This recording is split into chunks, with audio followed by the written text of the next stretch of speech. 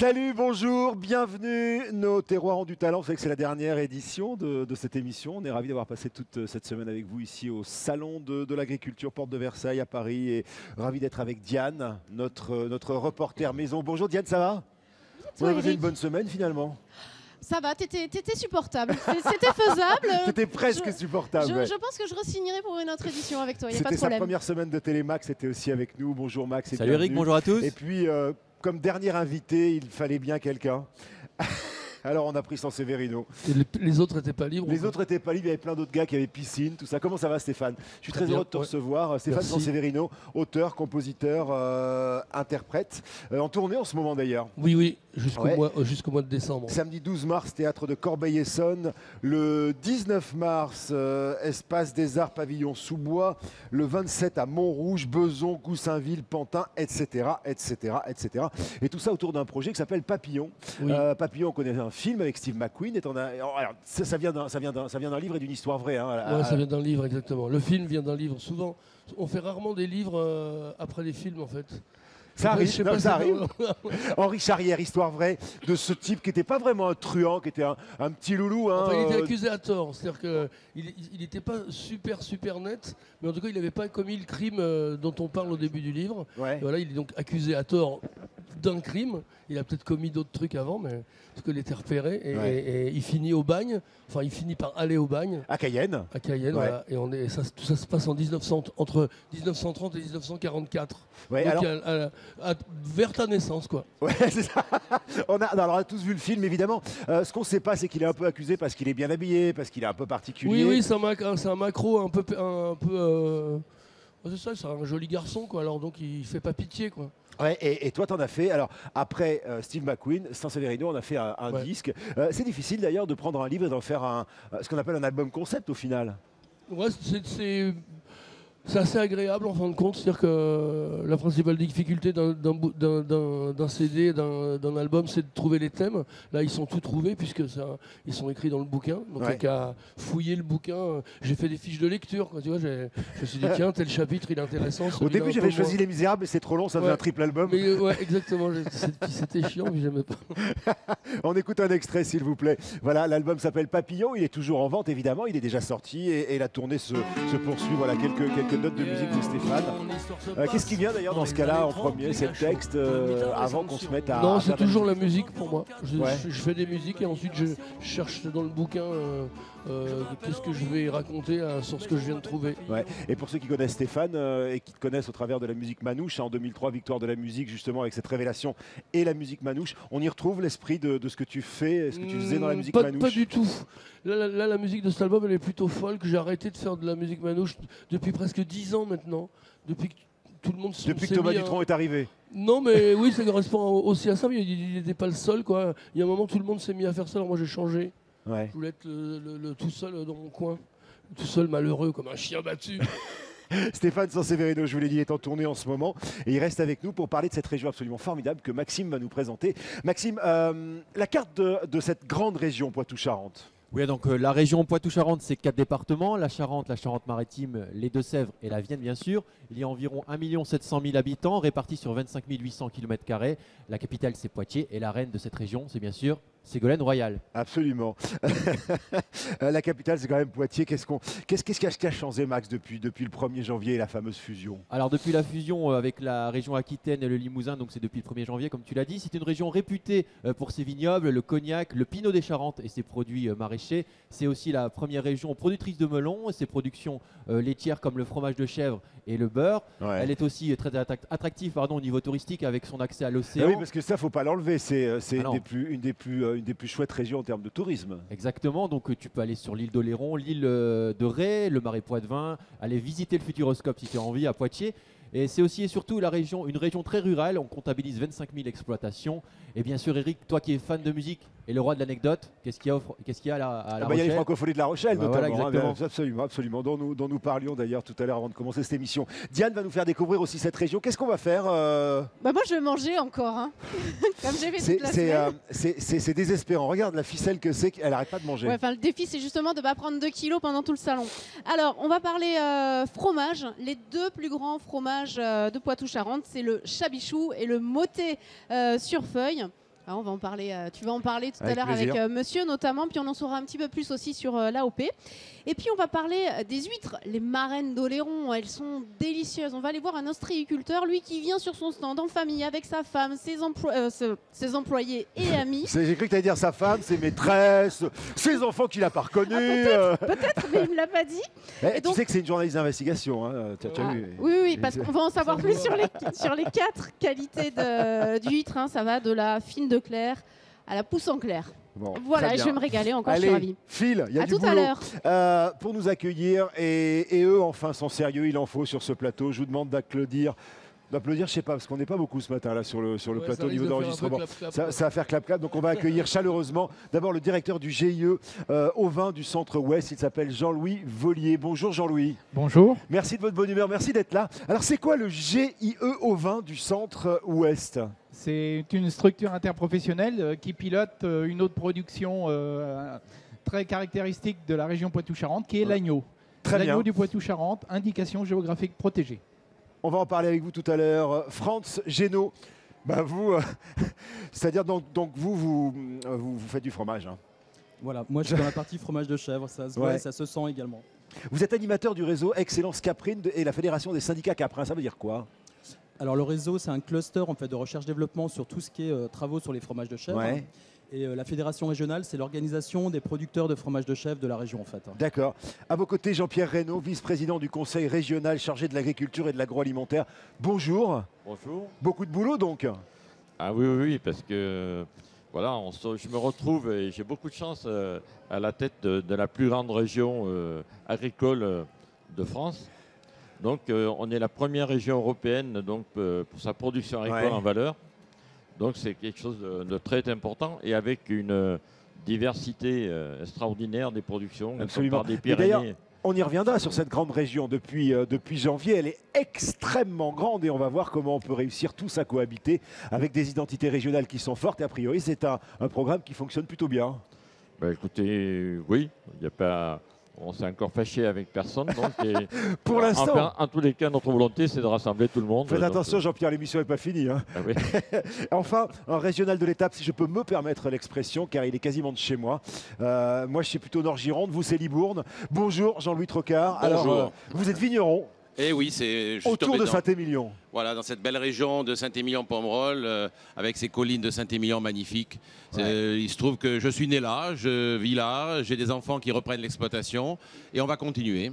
Saint-Émilion, patrimoine mondial de l'UNESCO, si je dis pas de C'est un bêtises, site hein. extraordinaire Ouais. que l'on essaie de préserver et d'embellir encore tous les jours en plantant des haies autour des vignes, enfin en faisant un peu de biodiversité comme on dit aujourd'hui, les mots à la mode. Et moi je suis très heureux que Charentes-Poitou nous ait rejoints parce que je pense qu'il y a quelques produits qu'on va voir tout à l'heure entre les agneaux et les fromages de chèvre, le motet et le chabichou du Poitou, on devrait pouvoir s'entendre. Alors, il n'y a pas que ça aussi. Hein. Je vous propose de regarder quelques images maintenant, un reportage que nous avons fabriqué sur le sel. L'île de Ré, un détour incontournable pour apprécier les richesses culinaires de la région. Daniel est chef cuisinier et originaire de l'île. Et c'est avec plaisir qu'il a accepté de nous guider. Première étape, à l'extrémité ouest de l'île, où Hervé nous attend. Salut Hervé. Salut Daniel. Comment vas-tu? Bien, j'arrive, attends. J'arrive. Nous sommes au milieu des marais salants de l'île. Hervé est en plein boulot et Daniel en profite pour lui poser quelques questions. Comment s'appelle cet outil, dis-moi Hervé là? Eh ben c'est la lousse à ponter. Alors c'est pas un outil typiquement rétais, c'est un outil qui a été importé de Guérande. Comme ça permet de consolider et de nettoyer. La lousse à ponter, c'est donc l'outil traditionnel qui permet de retirer la vase. Cette matière noire se crée naturellement avec l'entrée de l'eau de mer au fond du bassin. Hervé enlève la vase car le fond des marais doit être impeccable. À ce stade, le sel n'est pas encore cristallisé. Il va progressivement se créer grâce à l'évaporation de l'eau de mer présente dans les bassins. Hervé en produit entre 30 et 60 tonnes par an qui seront acheminées vers la coopérative de sel de l'île. Tu veux essayer? Ah bah pourquoi pas. Allez. Eh, Bien, un rété qui va pas essayer, ça serait dommage quand même. Ah regarde. Perché sur le bord du bassin, dans une tenue pas tout à fait adéquate, Daniel se prête à un jeu Tu d'équilibriste. charges la pièce et tu lisses avec le dos de l'outil. Ah, je suis pas un spécialiste, mais C'est bon, pas mal, je vais c'est faire- pas en faire mal. une autre pour voir. Mais la leçon ne dure pas longtemps car Daniel est d'abord venu prendre du bon temps.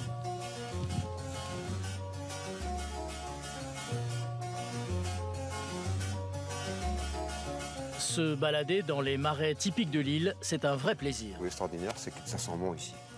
Regarde Ça sent- toutes les fleurs. Ça sent la nature, ça sent le petit air salin, mais avec un petit air floral en même temps. Oui, Et j'apprécie beaucoup ces choses-là. Depuis des décennies, quand j'étais tout petit, aller dans les marais, c'était un privilège. Moi, j'ai la chance de l'apprécier tous les jours. Hervé est un amoureux de la nature, c'est d'ailleurs pour ça qu'il a voulu devenir saunier il y a 10 ans. Après avoir été vendeur de textiles dans toute la France, ce Vendéen d'origine voulait aussi se rapprocher de la mer. Je te montre La récolte. la récolte. Ah, voilà, ça m'intéresse. Donc, la fleur de sel. Ah, ça, c'est trop bon. Tu permets que... Parce Allez. que moi, tu sais, le cuisinier par excellence, c'est le nez. Hein. Ah, ça sent bon. Ça sent la violette. On dit que ça sent la violette. Ah, quand elle est juste cueillie comme ça, c'est... Ce n'est pas un hasard si l'on surnomme l'île de Ré la Blanche. Le sel, c'est la richesse historique de l'île. Au XXe siècle, on venait de toute l'Europe pour s'en procurer. Il était indispensable à la conservation des aliments. Daniel, lui, en profite pour ne pas repartir les mains vides. Bah, écoute Hervé, je vais faire bon usage pour ce bar en côte de sel. Je te remercie. Et De rien. je te ramène ton baquet. À une prochaine. Et crois-moi, ça va être quelque chose d'extraordinaire. À bientôt. À bientôt. Allez, salut. Daniel. Non, je dis ça, je dis rien, c'est pas parce que c'est ma région, mais elle est quand même formidable, cette petite région, avec l'île de Ré. Maxime, vous savez qu'il vous relaie sur les réseaux sociaux pour cette émission, Nos terroirs ont du talent, sur Campagne TV. Et Maxime, je crois qu'il y a des questions qui commencent tout à déjà fait. à arriver. C'est quoi le hashtag déjà? NTODT, hashtag NTODT ou Très Campagne bien. TV. Nos terroirs ont du OSIA. talent. Bon, Voilà. alors, Alors, on a une question pour San Severino de la part d'Antoine sur Twitter. Alors, Vianney a parcouru Paris-Berlin à vélo pour présenter son album. Jusqu'où serais-tu prêt à aller pour présenter ton album Papillon? N'importe où, dès l'instant qu'il n'y a pas trop de boss. Tu préfères le plat. Et Ouais. la région Poitou-Charentes, elle est pas mal à visiter à vélo quand même. Oui, oui, c'était très très bien. Ouais. Ouais. Il y a un peu trop de vent. Quoi. Stéphane qui, pour info quand même, pour nos confrères de France Info, a couvert le Tour de France cycliste Ouais, comme c'est journaliste. Ouais, j'étais journaliste. Ouais. C'est un souvenir super ou pas? Ouais, très très bien, ouais, c'est cool, j'ai adoré ça. Je regardais le Tour de France pour juste pas pour le plaisir, mais pour le boulot, tu vois. Ouais, t'avais l'air sérieux pour une fois. Ouais. San Severino, notre invité aujourd'hui pour Nos terroirs ont du talent, Poitou-Charentes. Et Jean-Pierre Reynaud, vous êtes vice-président du conseil régional chargé de l'agriculture et de l'agroalimentaire. On parle du Poitou-Charentes aujourd'hui, mais on va ouvrir avec vous cette nouvelle région en fait. Hein. Quelle est la particularité agricole de votre nouvelle grande région, Jean-Pierre? Je crois que il y a un marqueur fort donc, de l'agriculture de notre région, c'est les productions sous signe officiel de qualité. Ouais. Donc aujourd'hui, c'est plus de 150 signes officiels de qualité. Donc je crois que ça nous a permis bon, c'est la viticulture qui est rentrée la première dans ce type de démarche, mais aujourd'hui, on a un grand nombre de productions agroalimentaires et agricoles sous signe officiel de qualité. Ça nous a permis de maintenir un tissu rural plus dense que dans des régions qui sont parties sur des productions plus spécialisées, Ouais, grande culture. Donc, puisqu'on a un taux d'actifs agricoles qui est 2 fois supérieur à la moyenne nationale, donc ça avec des exploitations plutôt petites ou moyennes en général. Donc, et je crois que c'est un des marqueurs forts de la production de notre grande région. Mais qu'est-ce qu'il en est de l'élevage? Écoutez, l'élevage a également est rentré dans ce domaine-là.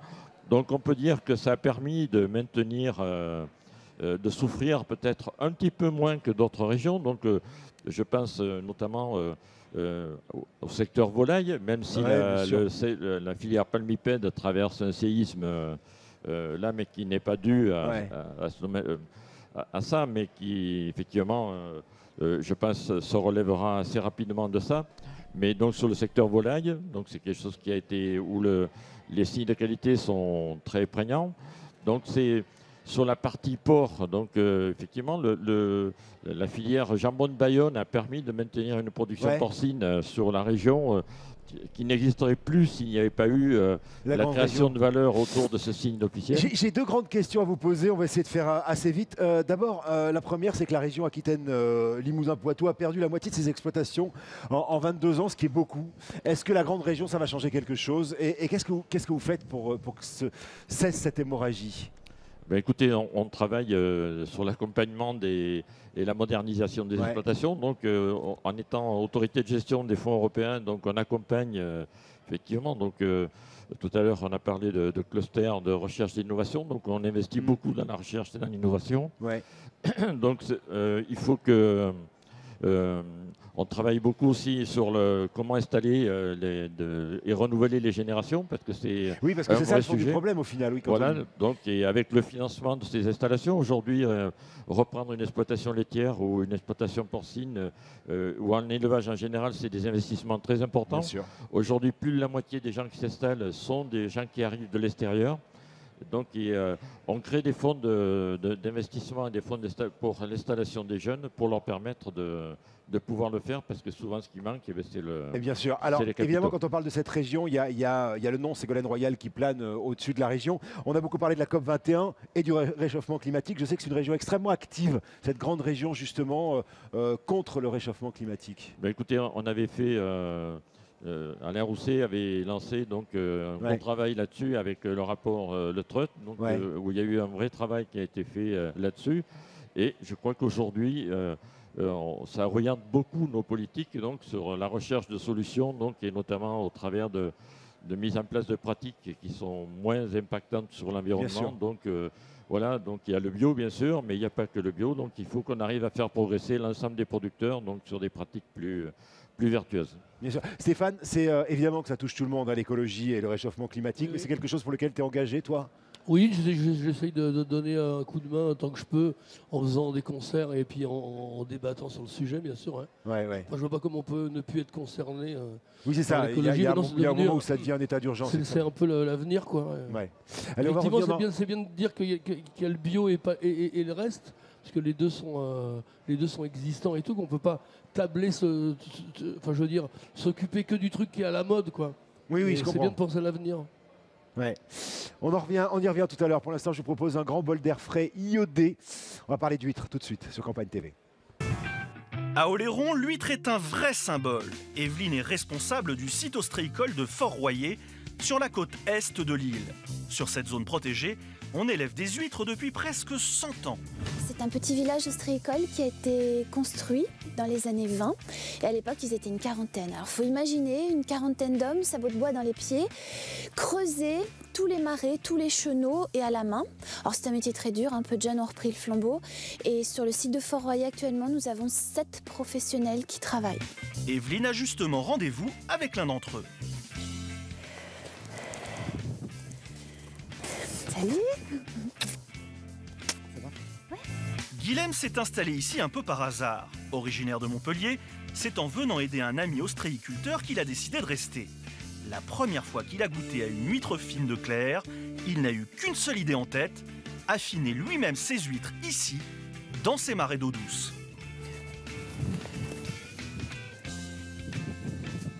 Et voilà des huîtres bien sales, quasi prêtes à être mangées. Mais de là à les avoir dans nos assiettes, il reste encore quelques étapes. Au niveau de la saveur, c'est une fine qui est très douce. Il y a très peu de sel, il n'y a plus beaucoup, donc il y a très peu de salinité. Et elle est très bonne. Pour les rendre encore meilleures, il va falloir les faire dessaler et les nettoyer avant de les proposer à la vente.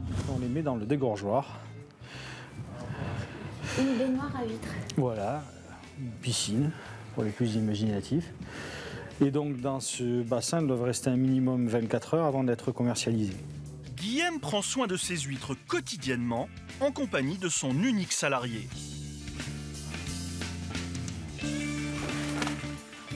Vas-y en bas, on n'en profite pas pour rien faire. Hein. Non, je te jure celui-là.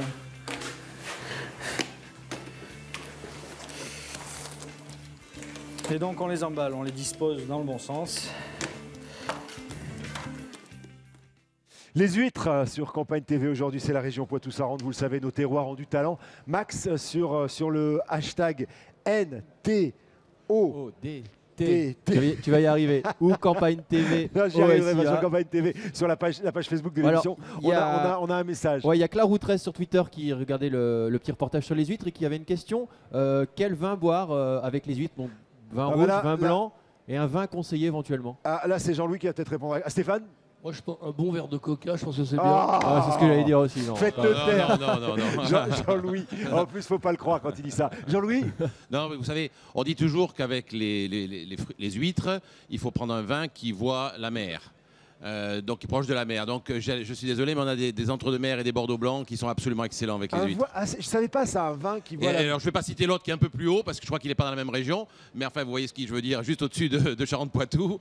Et c'est les deux vins qui pour moi vont très bien, le Bordeaux blanc entre-deux-mer ou le vin qui est au-dessus de Charentes-Poitou, qui vont très bien avec les huîtres de Marennes, Oléron ou celles qui sont produites aussi en Aquitaine. Très bien, c'est une question qu'on va poser tout de suite. Du Fanta aussi, c'est très bon, du Fanta. Arrête. C'est une question qu'on va poser tout de suite à Diane, puisque je crois qu'elle est avec Laurent, qui est ostréiculteur. Qu'est-ce que Laurent il conseille comme vin avec les huîtres, Diane? Alors, Laurent, il y a Éric Jean-Jean qui voudrait savoir quel vin vous conseillez avec les huîtres. Alors on conseille un vin blanc Sauvignon qui est produit en Charente-Maritime en fait. Ça te va, Éric? Ça me va très bien, ça me Donc, va très bien. Mais j'ai appris un truc là avec Jean-Louis qui dit faut boire des vins qui voient la mer. Je trouve que mémotechnique, c'est chouette. Joli, il y a ce côté iodé. Il y a un côté iodé. Diane, alors. Donc, je suis avec Laurent Chiron, hein, ostréiculteur.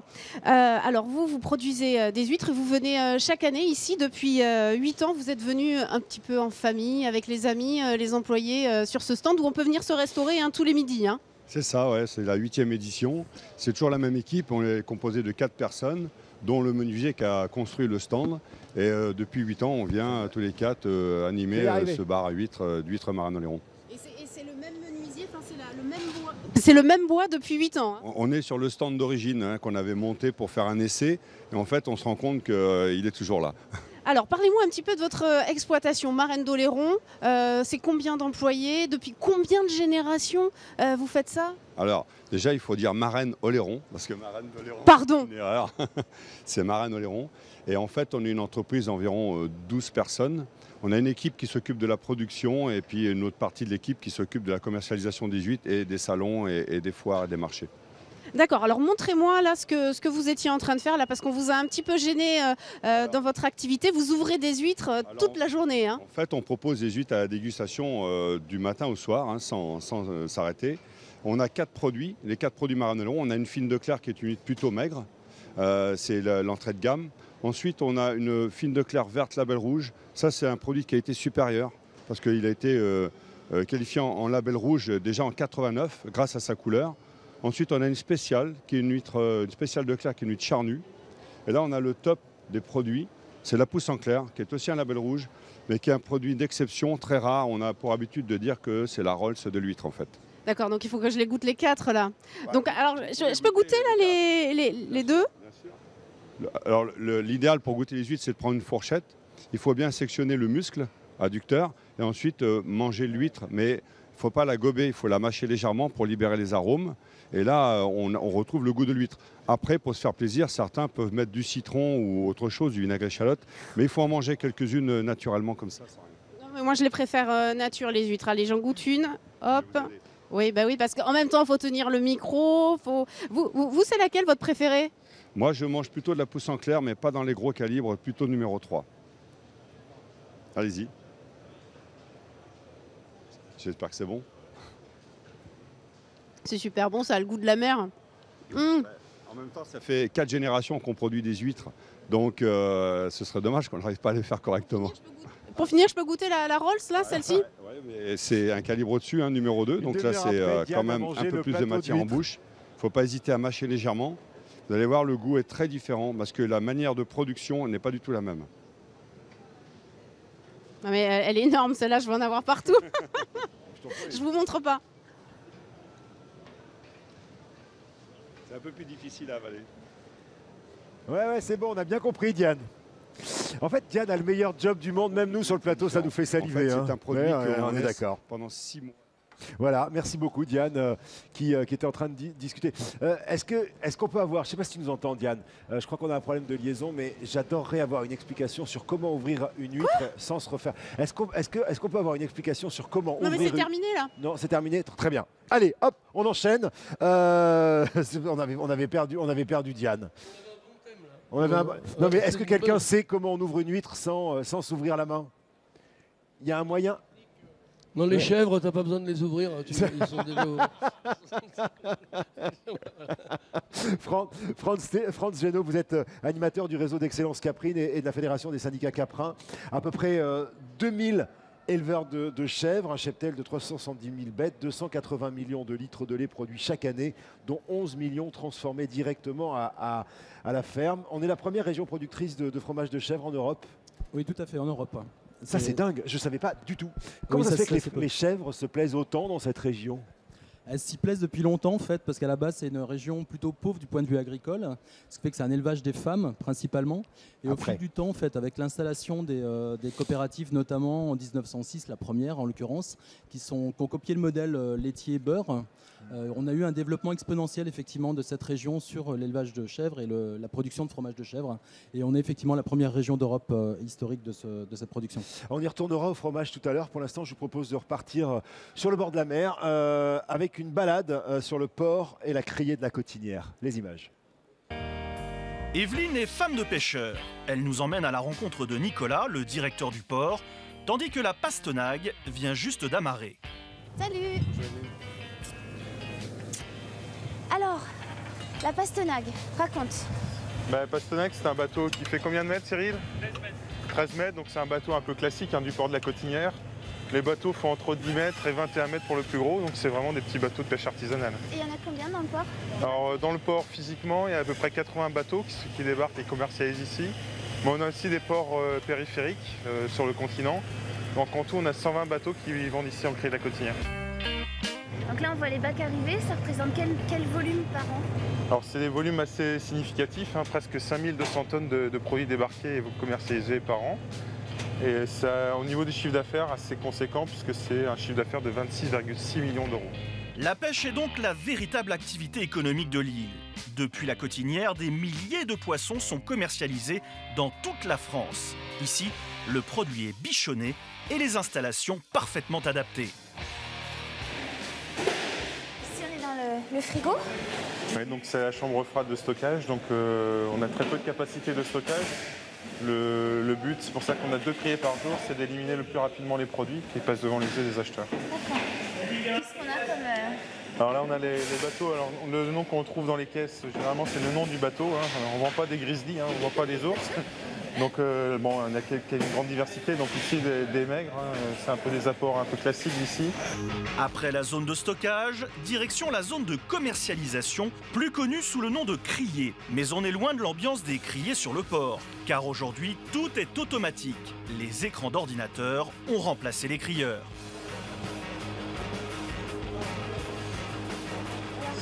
Qui peut acheter à la criée de la Cotinière ? Alors, on trouve différents types d'acheteurs. On a les grossistes, les marailleurs, donc qui font des gros volumes et qui revendent pour le compte de poissonniers. Et ensuite, on trouve des poissonniers, alors soit des poissonniers qui ont plusieurs bancs de poissonnerie, c'est le cas ici de la pêcherie de la Cotinière juste derrière. Il y a plusieurs bancs sur l'île, également Niort ou même Pau.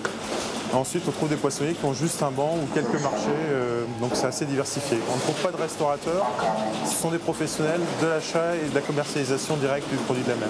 D'accord.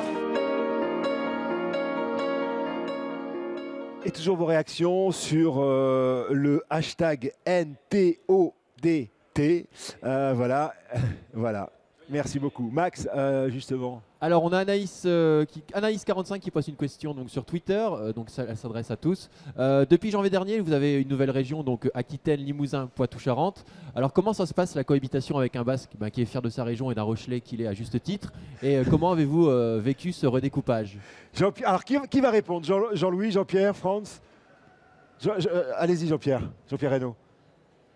J'ai pas bien entendu la question. En fait, la région est devenue immense. Oui. Et comment ça se passe pour se sentir de la même région quand on est basque et rochelais?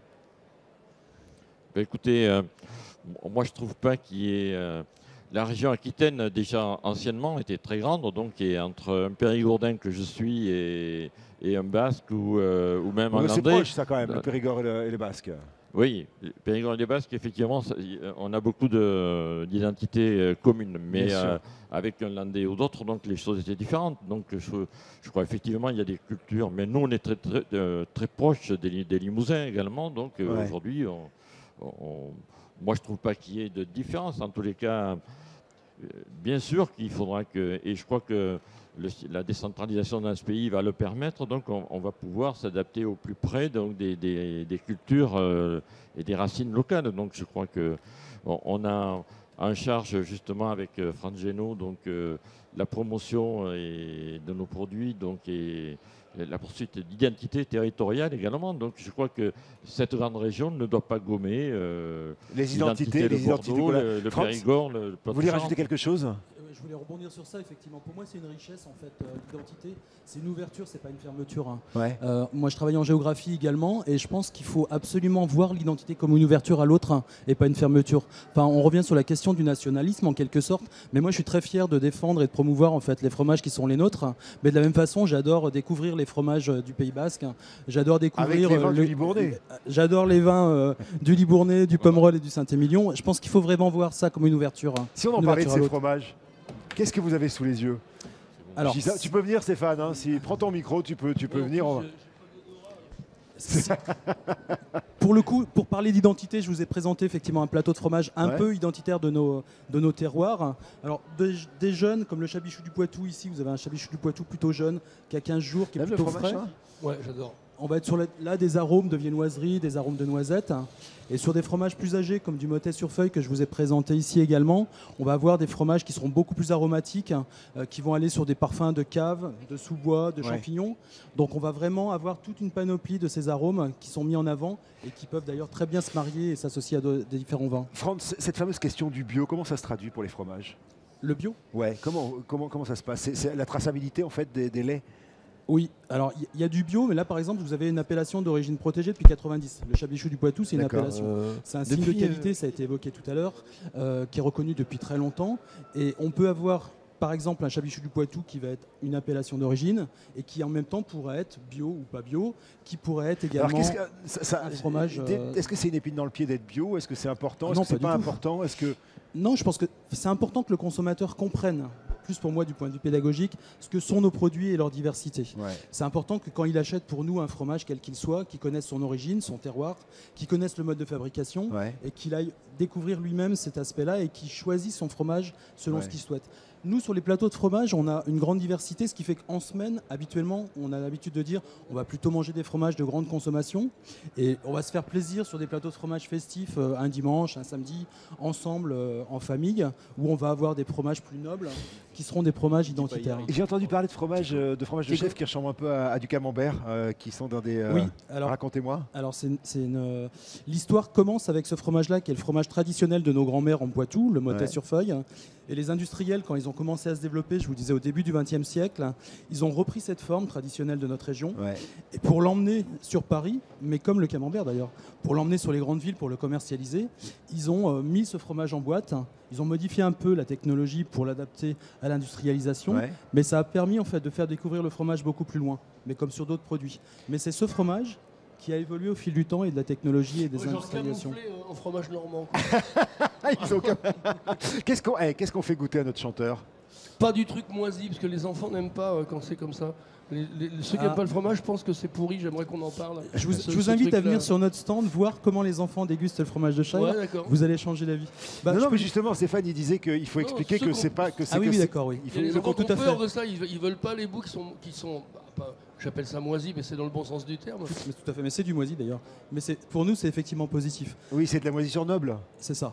Ouais, c'est comme on peut dire dans le vin, d'ailleurs, on y reviendra tout à l'heure. Ne dit-on pas souvent le moisi, c'est la vie? Bon, je vous laisse goûter tous les deux. Moi, je vais retrouver Diane. Diane qui se trouve, alors, si mes fiches sont bonnes, avec des producteurs de fromage, justement, Diane, c'est ça hein? Oui, alors je ne suis qu'avec Emma, productrice, car son collègue, il est parti faire un petit tour, mais c'est pas grave, moi je suis ravie d'être avec Emma, qui est productrice de Motet sur feuille.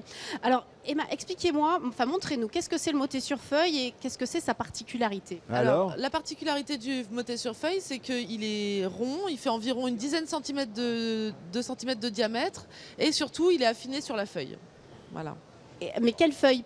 Parce qu'il y a plusieurs feuilles, je crois. Une feuille de châtaignier ou bien de platane. Mais la plus répandue dans la nature, c'est quand même la feuille de châtaignier. C'est quoi l'intérêt de ces deux feuilles? Alors, l'intérêt de la feuille, c'est que, bien sûr, elle donne un goût. Et puis également, elle sert de gestionnaire de l'humidité du fromage. Quand le fromage est trop humide, la feuille absorbe son humidité, puis restitue cette humidité au fromage lorsqu'il affine et donc il s'assèche en surface. Donc il faut que la feuille soit cassante à la fin ou Alors la feuille peut être très humide ou bien cassante à la fin, mais là elle est cassante lorsque le fromage a déjà 2-3 mois d'affinage et qu'il a bien séché. C'est comme ça qu'on trouve un fromage qui est fondant et qui a bien sûr un fort goût de sous-bois, assez comment dire, de lait cru, fermier, voilà. Mais en même temps, il est très subtil, très doux. Alors, un mot quand même sur le chabichou, parce que j'avais promis à Eric qu'on parlerait du chabichou. Donc, qu'est-ce qu'on peut dire sur le chabichou, qui est l'autre grande star, voire même c'est la grande star de la Poitou-Charentes, hein. Alors, le chabichou, c'est notre seul AOP. En Poitou-Charentes, du moins en Deux-Sèvres, on fabrique énormément de fromage de chèvre, notamment fermier. C'est notre seul AOP. Alors forcément, c'est notre star à tous. Voilà.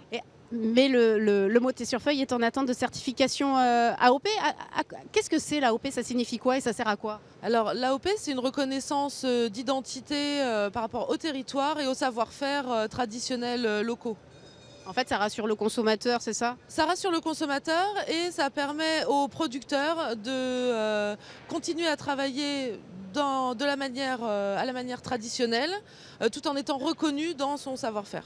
Alors une dernière question avant que vous me fassiez goûter quand même, parce que je suis un petit peu là pour ça, hein, n'est-ce pas Eric? Vous êtes adhérent à la route du chabichou et des fromages de chèvre. Qu'est-ce que c'est ça? Alors c'est une association de producteurs, d'éleveurs de chèvres et également les laiteries, les grosses unités de transformation participent à cette association. Donc en fait on a créé des haltes où les producteurs peuvent venir voir notre façon de travailler et là on peut discuter de notre éthique. Donc vous Emma, on peut vous rencontrer où? Alors moi je suis... À part au salon de l'agriculture. Voilà, moi je suis à Saint-Hilaire-la-Palue, dans le Marais Poitevin, entre Niort et La Rochelle. D'accord, vous me faites goûter un petit morceau de moté sur feuille? Volontiers. Et Eric, est-ce que tu veux que je t'en ramène un petit bout?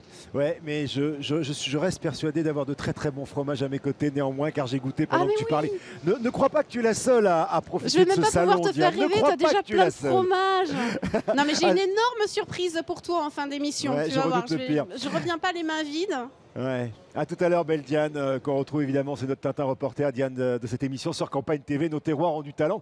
Alors Campagne TV, c'est une petite chaîne qui ramène sa fraise sur le salon, vous le savez, on est sur le satellite, sur le câble, et puis depuis peu sur CanalSat, chaîne 76. Et parmi les animateurs de Campagne TV, il y a Max. Max, c'est le roi du tweetos. Ouais, c'est ça. Alors pour une fois, on a un message de l'équipe, équipe de prod Campagne TV.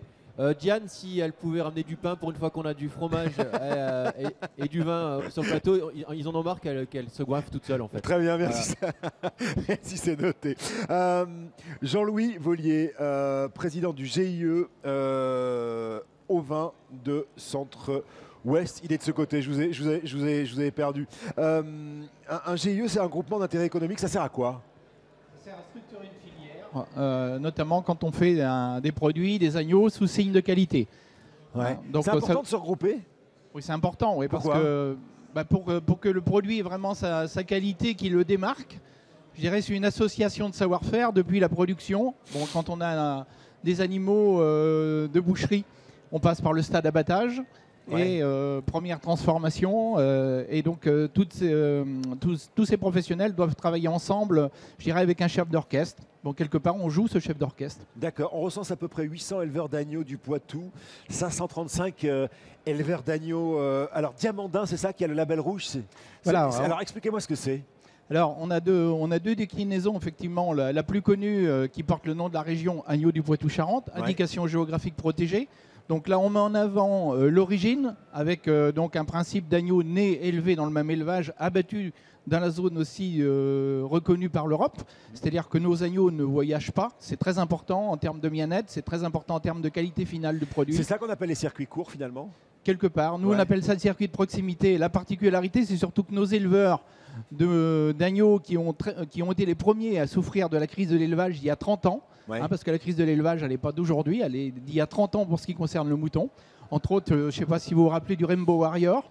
Le Rainbow Warrior, c'est un petit problème que la France a eu avec les Néo-Zélandais. Je vois très bien, mais quel est le rapport avec Eh bien, il a fallu compenser l'accident ou le problème politique. Et ça veut dire qu'on a ouvert les portes de l'Europe aux agneaux néo-zélandais. Et ces agneaux néo-zélandais ont été... Vous avez été une conséquence collatérale de ce bateau coulé par des barbouzes français. Oui, ça s'appelle de la diplomatie, ça. C'est ça, oui. Non, je ne savais pas du tout l'histoire. Et nous avons perdu la moitié de notre cheptel.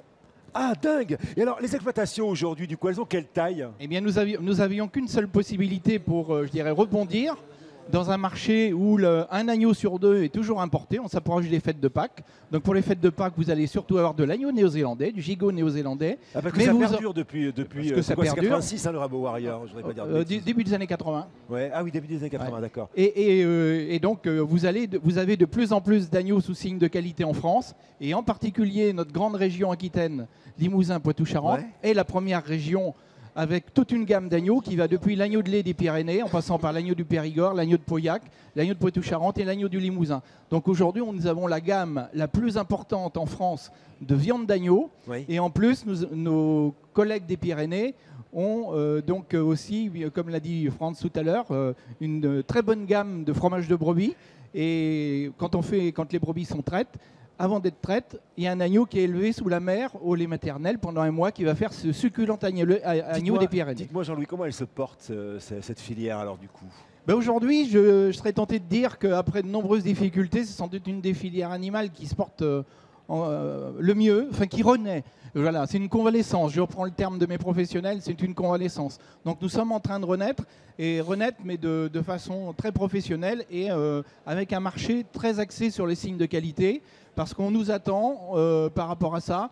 Et ce système de signes de qualité nous permet de nous démarquer des produits importés, des produits marketés par j'ai pas parlé de l'Irlande et de la Grande-Bretagne, mais c'est aussi des concurrents féroces. Ils sont présents sur le salon, mais voilà, on sait qu'on peut faire notre place sur le marché par la qualité de notre production, nos caractéristiques. Comment ils s'en sortent, les éleveurs? Parce qu'on a vu des chiffres, notamment lors de précédentes émissions, d'éleveurs qui s'en sortent pas bien et pas bien du tout, qui gagnent pas assez bien leur vie. Comment ça marche? Alors nous je dirais que j'espère que ça fait partie du passé. Ils ont énormément souffert. Donc la conséquence, c'est qu'en ayant des prix bas, ils n'ont pas pu, investir suffisamment. Donc dans le domaine de l'ovin, des petits ruminants en général, mais dans le domaine de l'ovin boucherie, on est quand même dans des systèmes de production assez traditionnels où il y a beaucoup de manipulation, beaucoup de contention, et les gens se sont usés physiquement parce qu'ils n'ont pas assez investi à la différence des autres productions. Donc là, depuis, on va dire 10 ans, ça renaît et on modernise l'élevage.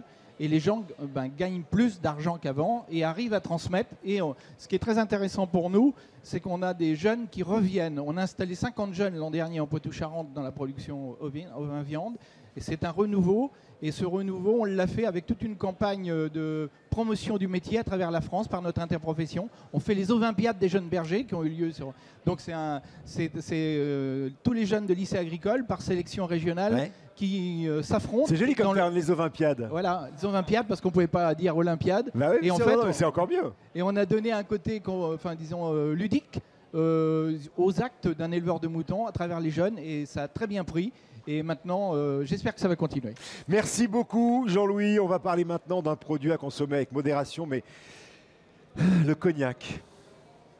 On va aller voir leur récolte de l'année.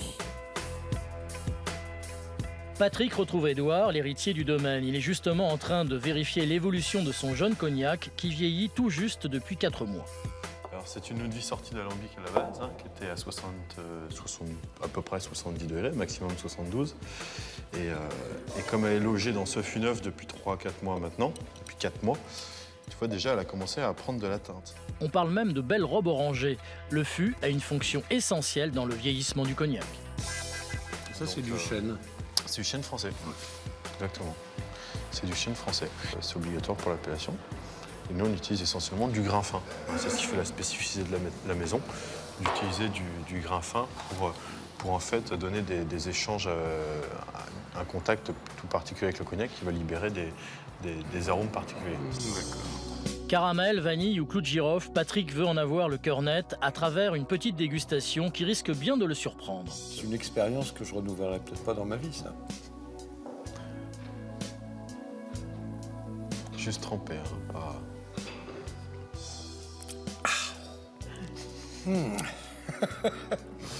J'étais à la grippe. Nickel. Et oui, à 70 degrés, ce breuvage ne passe pas inaperçu, car c'est encore du vin de raisin. Pour devenir du cognac, il faudra qu'il vieillisse au minimum 2 ans et demi en fût. Édouard, lui, a l'habitude de ces dégustations et c'est en bon professionnel qu'il s'exécute.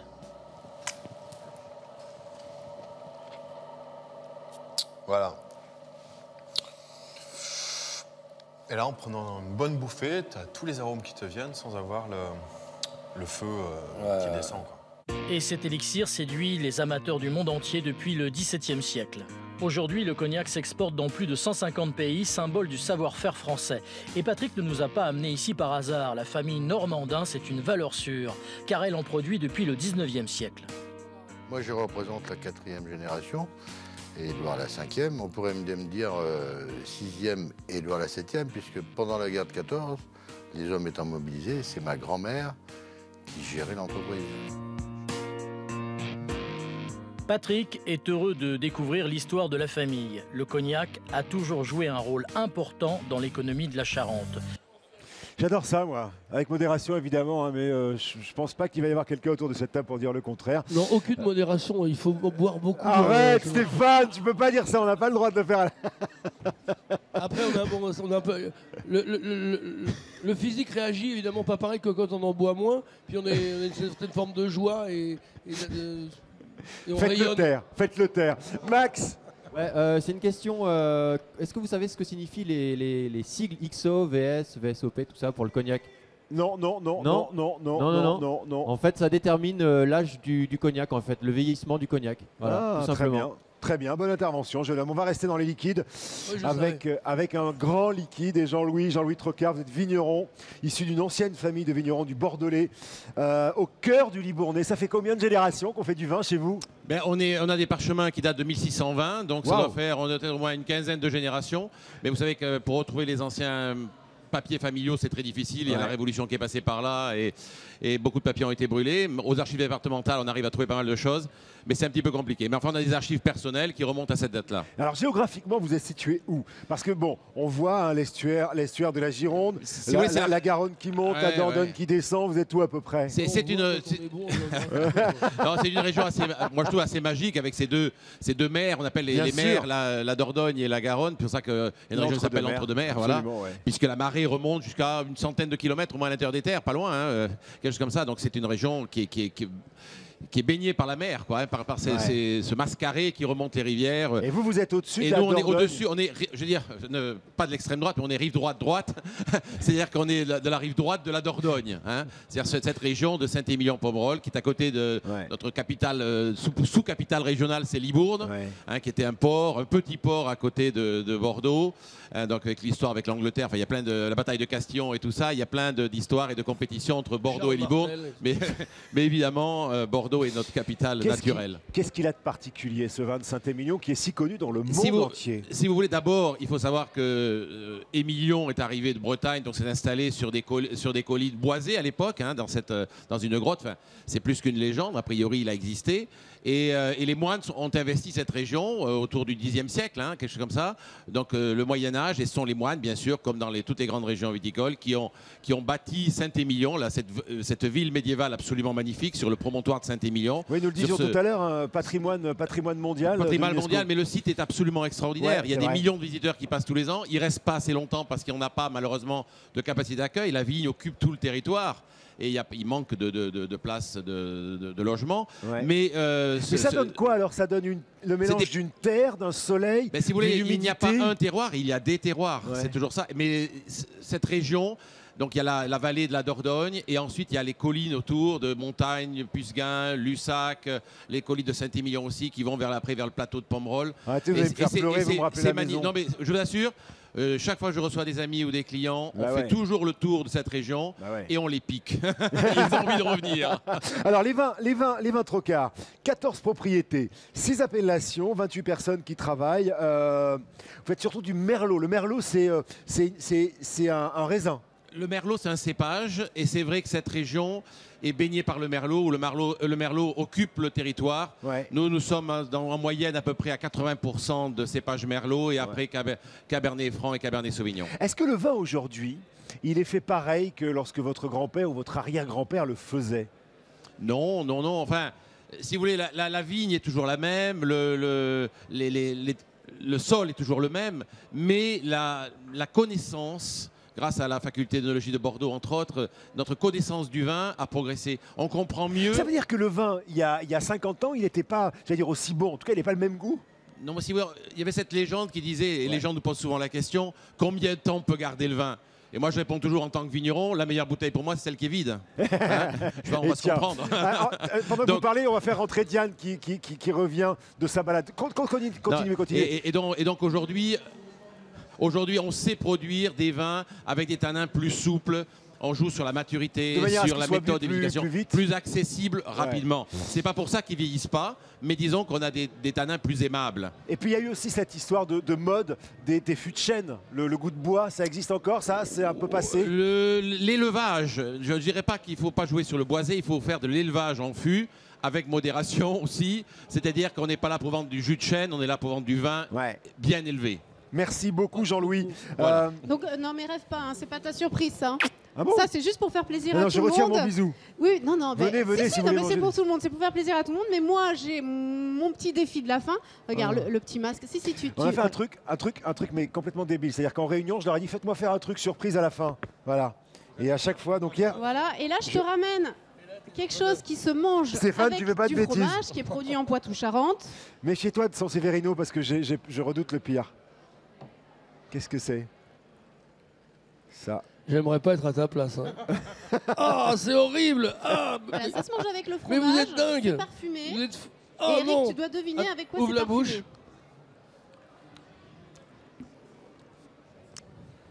C'est Noémie qui a pensé à toi pour cette C'est très petite bon. douceur. Ah, mais alors Noémie m'a menti. C'est de la vache folle. Du safran. C'est de la C'est parce que confiture au safran. Et non, en fait, c'est bon. Mais il paraît que tu détestes le safran. Non, je déteste les épices trop fortes, mais ça c'est très bien ça. Attends, je goûte Ça, alors. Venez manger les huîtres les copains. C'est la fin de cette émission. bon. Merci d'avoir été avec nous. C'est aussi la fin de cette série de Nos terroirs ont du talent. Je voulais remercier l'équipe. Vous là. Vous êtes super, les cadreurs, l'équipe du son, nos réalisateurs, Olivier Allemand, tous ceux que je vais oublier évidemment, ma Noémie chérie, Max qui a assuré comme une bête depuis le début. Merci, c'était un vrai plaisir d'être avec vous en direct depuis le Salon de l'Agriculture.